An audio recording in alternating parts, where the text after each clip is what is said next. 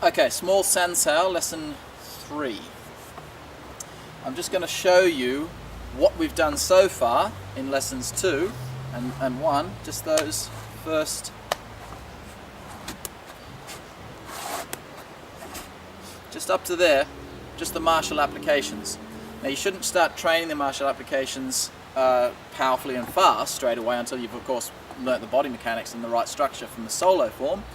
However, it is a good idea just to practice it softly and slowly with a partner so that you have a reference as to what you would be doing.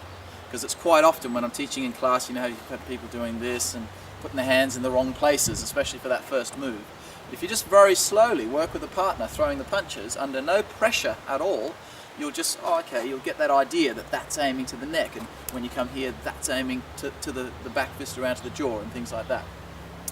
So just those movements, very, very basic structure of what is happening with your partner. So all we're doing is, I'm going to do exactly the same as what we've done, the solo form. Ben's going to throw a right-handed hook punch to my left jaw. As it comes in, that's my movement. So that's what we've done there. Very simple. Make sure when you're training with your partner, see there, Ben's within range, you can hit me. Don't train like this, too far away from each other. Make sure you're always within range. The rule is you should be able to put your hands on your partner's shoulder when you're training. So Ben throws the swing. That's my first opening movement that we've practiced. My left palm, the defensive arm, like I said before, that little bone that we're striking with, is striking just in here, about 4 fingers back, in the center of his forearm, called neg 1, pericardium 6. Anywhere in there will do some damage, but that's the ideal spot that we're looking for. So that's striking out like that. Be careful with this particular point. If you're not used to it, do it softly first and build up to it, because it's a really sensitive point when you're not used to it. So that's your defensive action. The other strike here, you're sort of striking with the same edge of the palm, but it's going to be the whole knife edge this time, not just the little bone. You're striking just in there like that. Stomach 9, the carotid artery. If you just sort of put your little finger, like pointing up towards his ear, under the jawline there, 45-degree angle down, it's one of the easiest points to get to. Just straight in there. I'm not going to talk too much about the exact points and that sort of thing, because we'll do that when I teach about some dim mat. Just talking about the basic structure. So you're just hitting the side of his neck, just keep that in mind. So he's throwing that in, like that. There's the structure, so make sure again that hand's pumping into his neck. It's not like swinging in, and it's most importantly not doing this. See what I did then? I brought the hand this way and did like a chopping motion, down like that. That's not got as much power, hardly any power in that. This, see the whole body's behind that, that's going to pump and through his neck. Like that. So that's for the first move. Then both partners just drop their hands. Next punch. There's the second side. Drop the hands again, and there's the third one. So that's pretty simple. So as I say, just do it nice and slowly. Just the punches just come really soft and slowly. Make it obvious to your partner where they're going to come from. So they're not sort of trying to do it quickly or anything like that. I can say, okay, yeah, bang. I can see it coming. I can know what's happening, and that's all fine. So I'm not under any pressure, and I can learn the structure. Later on, of course, we build this up, and the small San Sau becomes like you're having a full-out brawl with your partner. Okay, so there's the third move. Next one from there, he throws. What he's going to do is he's going to throw like a boxer's uppercut underneath the rib, like that. He's aiming just for my floating rib like that. So I'm going to come down with the left hinge, like that. See how I'm hitting that?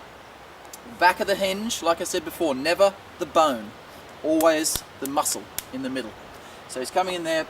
That's what I'm doing with my left hand.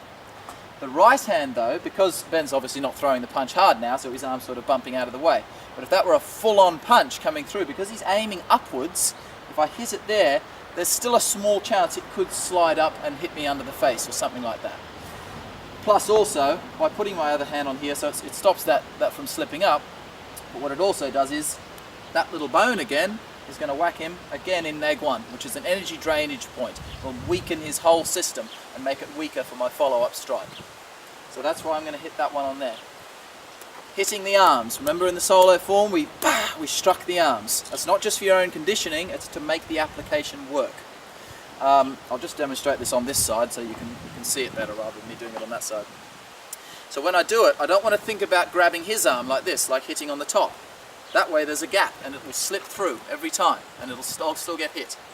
So your hinge is doing the main part of the work, remember. I'm not sort of using my left hand to hit him.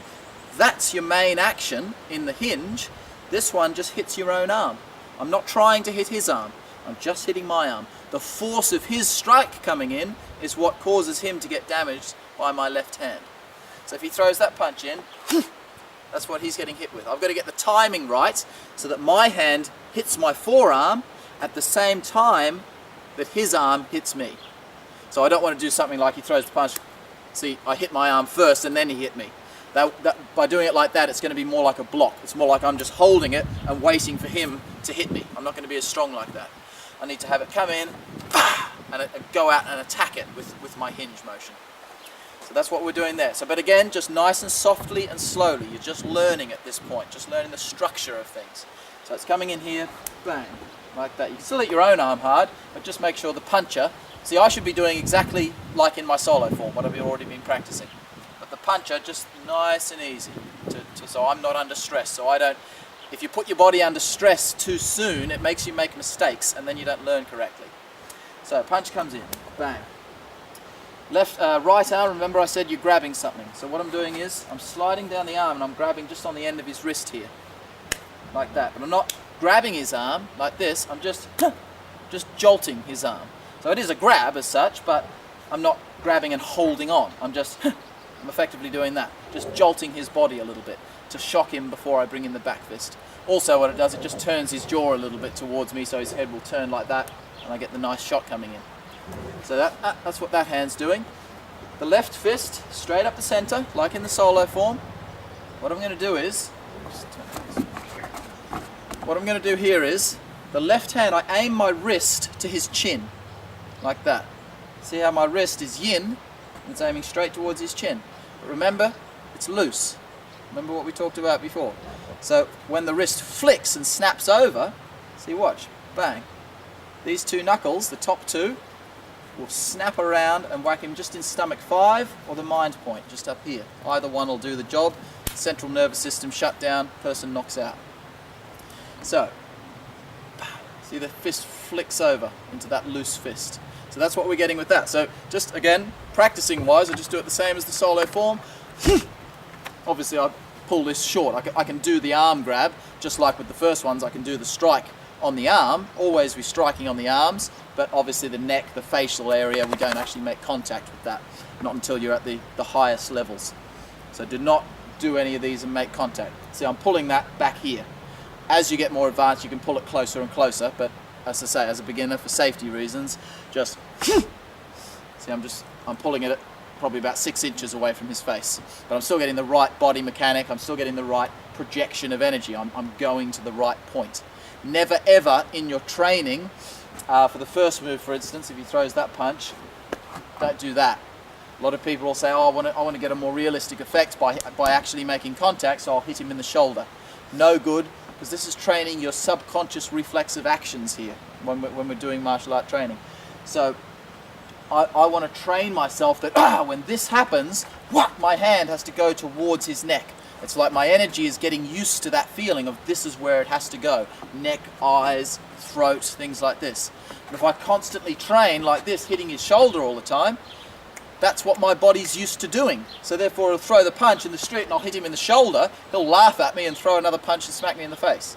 So always pull it short of the rightful target, never striking around the shoulders. Okay, so that's that one.